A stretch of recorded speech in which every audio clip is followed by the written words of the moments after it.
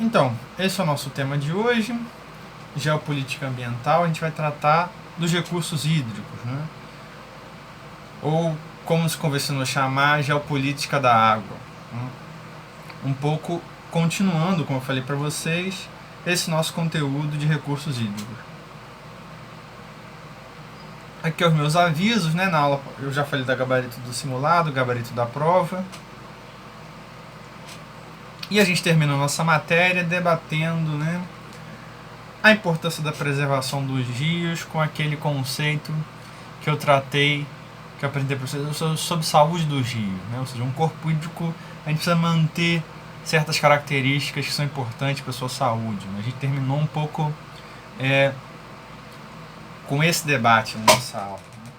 Hoje a gente vai pensar em uma escala maior, né? A gente vai pensar a partir dos países, ou seja, como os países se comportam preservando esse recurso. Afinal, a água é um recurso compartilhado. Se a gente olhar para um curso do rio, ou para uma bacia, melhor dizendo, né, a gente vai ver que essa dinâmica, né, ela não respeita as fronteiras de um país, né? Ela não respeita as fronteiras de uma determinada nação. Né? Portanto, a gente tem aí recursos compartilhados entre países diferentes. Portanto, entre legislações diferentes, entre culturas diferentes, entre características econômicas diferentes. Né? Portanto, isso gera problemas ao longo, isso gerou e ainda gera problemas ao longo do tempo. E é disso que a gente vai tratar aqui hoje. Né? Como vamos pensar isso de maneira mais geral, teórica, mas vamos olhar alguns casos bastante interessantes no que diz respeito a acesso, a controle, a qualidade desse recurso, que é fundamental, como a gente já debateu aqui em vários momentos. Né? Sem água, a gente não vive, basicamente. Né?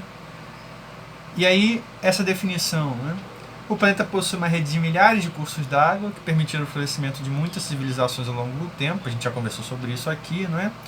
Como as que se desenvolveram no Vale do Rio Nilo, no Vale do Rio Tigres e Eufrates. Ou seja, os cursos d'água, né, os rios, tiveram um papel social fundamental ao longo do tempo. Né? Além disso, o fato de centenas de bacias hidrográficas ou outros mananciais de água serem compartilhados por duas ou mais nações, isso pode causar sérios conflitos. Portanto, para evitar tensões, né, a gente precisa de um diálogo constante entre os agentes, os sujeitos desse conflito. E, infelizmente, nem sempre isso ocorre. E a gente vai ver aqui alguns casos que são emblemáticos nesse sentido de compartilhamento ou não dos recursos hídricos. E é uma definição que é importante para o que a gente vai falar aqui hoje. Né? No mundo, mais de 250 bacias hidrográficas ficam em áreas de fronteira, sendo que 13 delas abrangem 5 ou mais países, ou seja, uma bacia sendo compartilhada por 5 ou mais países. Né? Veja a complexidade de coisas que tem aí. Né?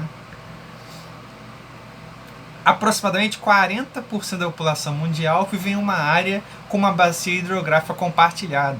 Cerca de 20% vive sob o risco de um vizinho montante, ou seja, um vizinho no início desse rio, como a gente já definiu aqui, realizar práticas que prejudiquem a saúde desse rio. Né? O que eu estou falando aqui? Que práticas são essas? Né? Poluição, represamento,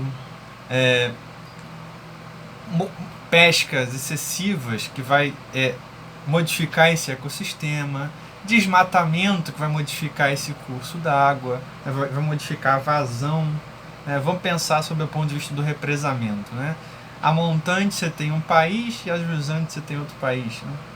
Se o primeiro país faz um dique para represar essa água sob qualquer alegação, por exemplo, a alegação de produzir energia, né? A gente vai ver aqui um caso desse, por exemplo. Né? Isso gera uma mudança brutal no curso desse rio. Só que esse rio é fundamental para vários países, ou para 2, ou para 3, ou para 4. Né? Ou seja, isso gera um problema geopolítico. Né? Isso gera um problema entre duas nações, gera um problema entre duas ou mais nações, né? Sobre o comportamento dessas nações, né? Sobre como essas nações se relacionam. Né? A gente vai estudar temas geopolíticos mais para frente, né? Mas pela perspectiva dos recursos hídricos, isso é um tema fundamental. Né? Exatamente por causa desses dados que eu estou mostrando para vocês. Né? A gente tem aqui 250 bacias hidrográficas e área de fronteira ao longo do mundo. Né? Esse é um dado grande, né? Para um recurso escasso e desigual como a água. Né? E agora eu vou passar aqui por esses casos. Né? Por esses casos que são emblemáticos. Eu aqui selecionei alguns que o livro de vocês apresenta, mas a gente poderia ficar pensando aqui sobre vários aspectos, e vocês devem conhecer também alguns casos diferentes que não estão aqui, portanto, se lembrarem de algum, falem. Então vamos lá, vamos para os casos. O primeiro caso, que é muito emblemático de vários pontos de vista, né? Não só pelo ponto de vista dos recursos naturais, mas é a relação entre Israel e Palestina. Né? A gente vai estudar melhor as motivações disso quando a gente chegar lá no terceiro ano. Né? Porém, né, para entender um pouquinho aqui do caso, né, a gente tem uma área de conflito por duas religiões distintas, duas culturas distintas, né? De um lado muçulmanos e do lado judeus. Né? Portanto, é um conflito que se dá de forma do plano da cultura e que se materializa no território. A gente tem, ao longo do tempo, constantes anexações de Israel, ou seja, Israel vai crescendo.